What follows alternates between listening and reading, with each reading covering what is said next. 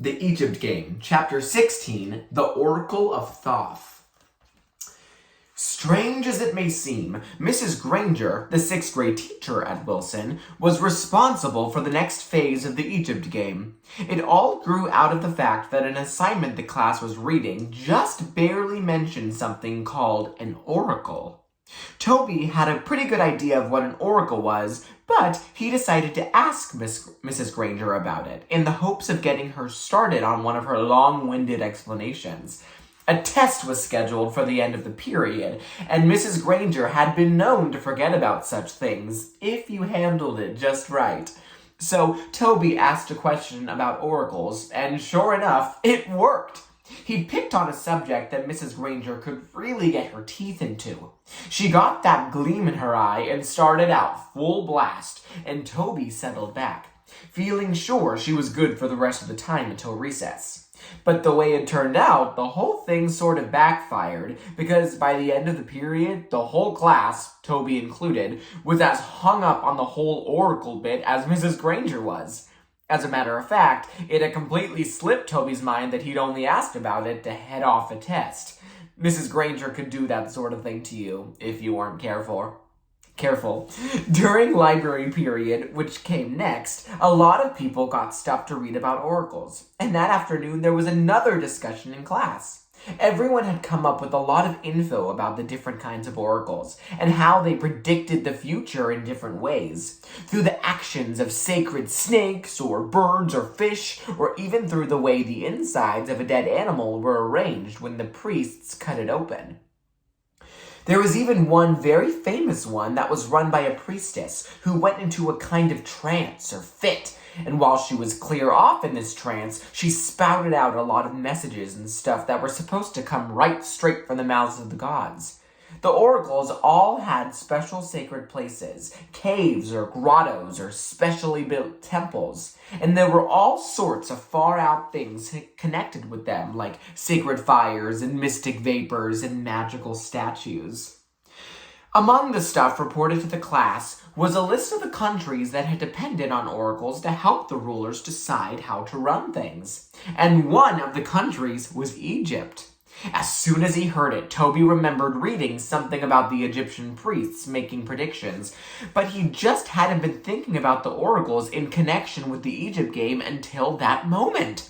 He snuck a glance in the direction of Ross and February to see if they had the same idea, and sure enough, they had. It was easy to tell. They were staring at each other in that way they had. If they were where they could talk, Toby thought to himself, one of them would be starting a sentence and the other would be finishing it, as if they had Siamese brains or something. But at that moment, the girls stopped staring at each other and turned and stared at Toby.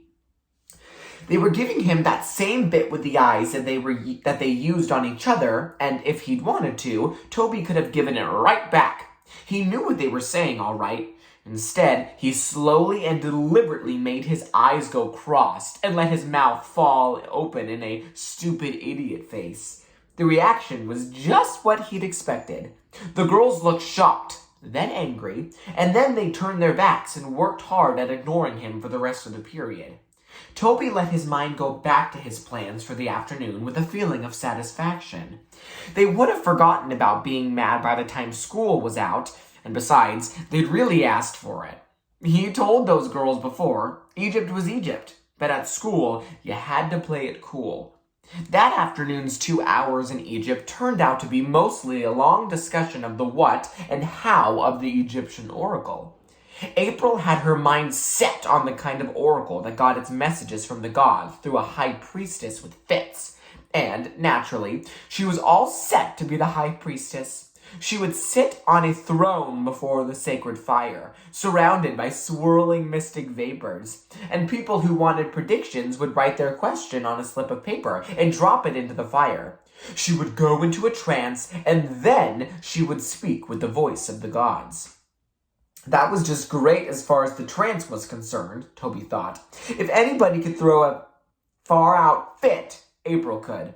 And if he hadn't cooked up such a great idea himself, he'd have been tempted to go along with April's version just to see how she'd do it.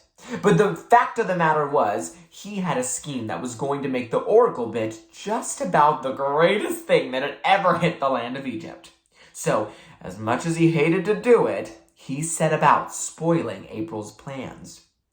So, when they dropped their questions in the fire, he asked, "How are you going to know what to answer? Particularly if you haven't even seen the question."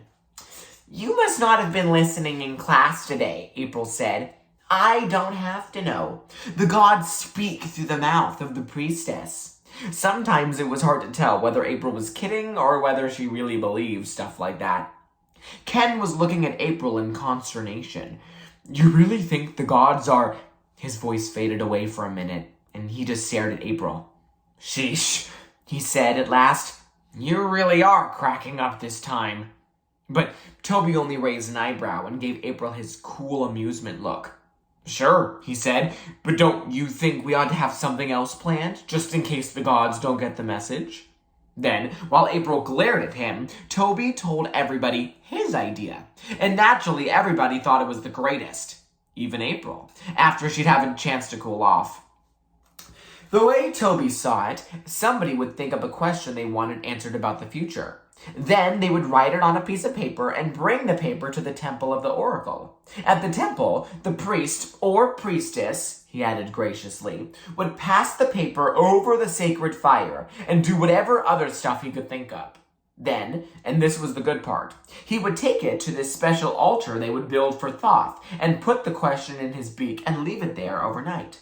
Toby jumped up and grabbed Thoth down off the shelf and dusted him off. After all, Toby said, Thoth was the Egyptian god of wisdom, and this crazy priestess bit was something the Greeks thought up. That was a good point, and after that there wasn't much more argument, except that April did say if they were going to be so particular, how about the fact that actually Thoth was supposed to be an ibis and not an old chewed-up owl? But nobody paid much attention to her. They were all too busy starting in on Thoth's altar and planning the ceremony for consulting the oracle. It was decided that they would draw straws, and the winner would get to be the first one to ask the oracle a question. They gave the straws to Marshall to hold, and everybody drew. And, just as you would think, the winner was Ken, the one guy who really didn't want to win. "Sheesh," Ken said. "I don't know anything to ask. Anything I can't find out for myself, I don't even want to know." "Now look," Toby said, "you won and you can't cop out on it. That is poor sportsmanship. Anybody can think of a little old question about the future. I'll bet even Marshall can think up a lot of questions, and he's only 4 years old."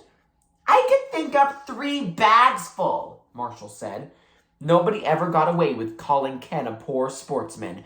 His chin got the hard look it got just before he slammed a home run, and after a minute you could tell he thought of something because his ears got red.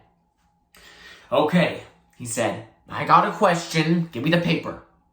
At that point, Melanie suggested that perhaps the questions to the oracle ought to be written in hieroglyphics, but for some reason Toby was against it. As soon as Ken had written his question, Toby grabbed the folded paper. And, stepping up to the new altar, he started right in being the priest of the oracle. By the time a certain party realized what had happened, she was too interested in what was going on to argue. Toby pressed a slip of paper to his forehead and walked 3 times around the temple. Then he made Ken kneel before the altar of Thoth and pressed the paper to Thoth's forehead, while Toby sprinkled them both with holy water from the tuna can. Next, he hung the paper on one of Thoth's long, sharp toenails, and sprinkled it with more holy water. Finally, he waved it back and forth in the smoke from the incense burner, chanting, "Hear us, O Thoth, ancient and wise, hear us and answer." There was no doubt against it. Toby made a great high priest. The other Egyptians were so caught up in his smooth solemnity and exalted priestly expression that they found themselves almost believing, well, half believing, that Toby was actually talking to an ancient and powerful being, and that something strange and supernatural was about to happen. So, when Toby turned to them a moment later and thundered, "Kneel and bow low, O ancient Egyptians, before the miracle of the oracle," they hurried to obey. A moment later, when they lifted their foreheads from the temple floor, the scrap of paper was hanging in Thoth's curved beak, and Toby was backing away from the altar, bowing at every step. When Toby had backed to where the others were kneeling, he got them up and hustled them out of the temple. Out in the middle of the storage yard, he dropped his high priest expression. In his normal voice, he said, "Well, I guess we might as well cut out. If we hang around, somebody's going to read what's going on Ken's question before tomorrow, and that would ruin everything." April's eyes flattened. "Like for what instance?" she asked. "Just what do you have in mind that might get ruined, Mr. Oracle?" "Have in mind?" Toby said, giving her the wide-eyed innocence treatment. "I don't have anything in mind. It's just that I don't want anybody else to either. At least, not until we find out what the Oracle can do all by itself." "Wait a minute, Toby," Ken said, looking worried again. "You don't mean you think there's a chance it might? How about what you said before, about the gods not getting the message and all that? Sheesh, sometimes I think the whole bunch of you guys are going off your rockers." Toby gave Ken a reassuring grin. "Cool it," he said. "I don't think anything. At least not anything for sure. I just think we ought to give it a chance. Then, if nothing happens, we can take turns being the one who makes up the answers. But what I do think is, you never can tell about things like this." He lowered his voice mysteriously. "After all, it used to work, didn't it? I mean, all those other oracles weren't just kid stuff. Even kings and generals and all sorts of other adults used to go for this oracle stuff, didn't they? Well, as one person, the 6 Egyptians turned and looked back into the temple shed. The sun was very low, and the shade was deep in the back of the temple where the new altar to Thoth had been built. The huge, tattered owls seemed to be leaning forward, staring into the incense burner. And as they watched, a final twist of fragrant smoke curled upward like a dancing snake and seemed to wind itself around the head of Thoth. Someone moved towards the opening in the fence, and the other 5 followed so quickly that it was almost as if nobody much wanted to be the last one out into the alley.